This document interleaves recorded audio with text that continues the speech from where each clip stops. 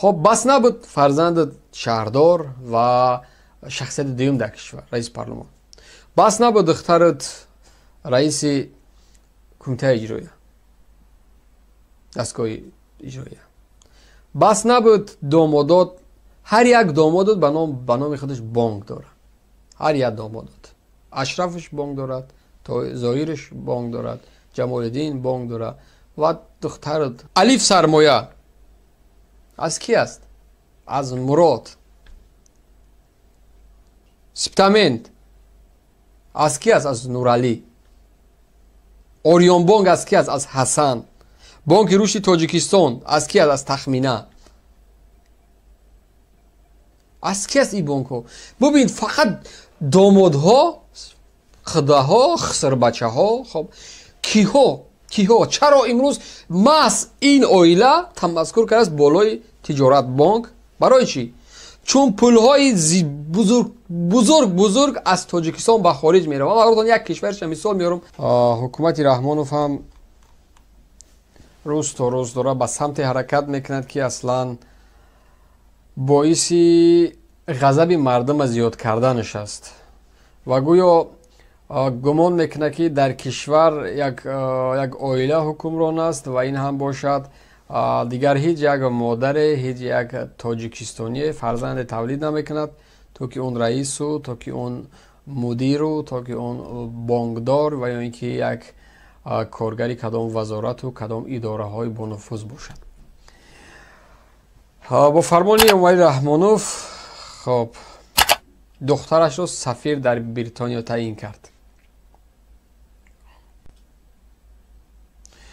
رخشانه امومالی دختر امومالی رحمانوف پرزیدنت تاجیکستان با فرمان پدرش سفیر این کشور در بریتانیای کبیر و ایرلندی شمالی تعیین شد. امومالی رحمانوف این فرمان را روز 15 دکبر امضا کرده است. او در این مقام جایگزین مسعود خلیفه زاده شده است. خب فرمان پدرش البته و فرمان پدرش دخترش خب در سفیر جمهوری تاجیکستان در بریتانیا و خب کشور دیگرش ایرلندی شمالی شده است. من نمیفهم واقعا که در کشور از بین این همه مردم و در یک حالتی که خودشون قرار دارن میدونن که واقعا یک حالتی بسیار حساس در قرار دارن، اینها خوب میدونن ناراضیات زیاد است، مشکل‌های اقتصادی و سیاسی و فرهنگی زیاد است و باز هم همه را نگاه نکرده، باز هم اینها یک متخصص، یک نفرانی که قابلیت کاری دارن اونها را بگذارن تا کار کنن، تا برنامه ریزی کنن، تا زندگی مردم را پیش ببرن، عوض شوند کادرهای پیر و فرسوده و بیسواد و خب عقیده های کمونیستی داشته عوض شود به کادرهای جوان و علم دیده و یک دانشگاه و دانشکده های با نفوذ دنیا را ختم کرده عوض کرده شود باید. و از یک حکومت اویلوی که بارها مخالفین خطاب میکنه که حکومت رحمانوف یک حکومت اویلوی است و این هم باز هم این عملهای رحمانوف اثبات میکنه که بله ما یک حکومت اویلوی هستیم. خب بس نبود فرزند شهردار و شخصیت دوم در کشور، رئیس پارلمان.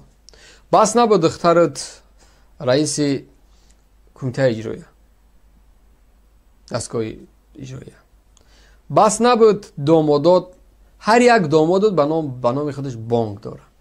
هر یک دامادات، اشرفش بانک دارد، ظاهرش بانک دارد، جمال الدین بانک داره و دخترت هر یک کسایی که نزدیکی به خودتان دارین مخصوص بانک های تجارتی دارن که پولهاشان توسط آبشاری بانک های خودشان به خارج می روند. یعنی این چیزا بسی نمیکنه. این قدر کسایی میگن که خب اگر یک نفری دیگه بیاد تا او سیر میکنه و تا او فلان میکنه، ولیاز خدا حالا این سیر نکرده است. نو لااقل یک نفر 5 سال بعدی ده سیر میکردگی است. حالا این جوانی حاضر و ناظر ایستاده ما سیر نکرده است. بدبختانه چیکار کنیم؟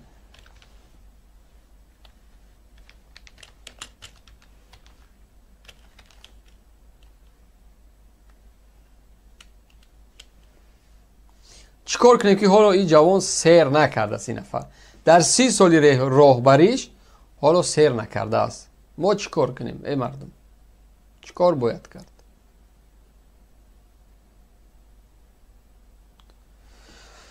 نقطه دوم،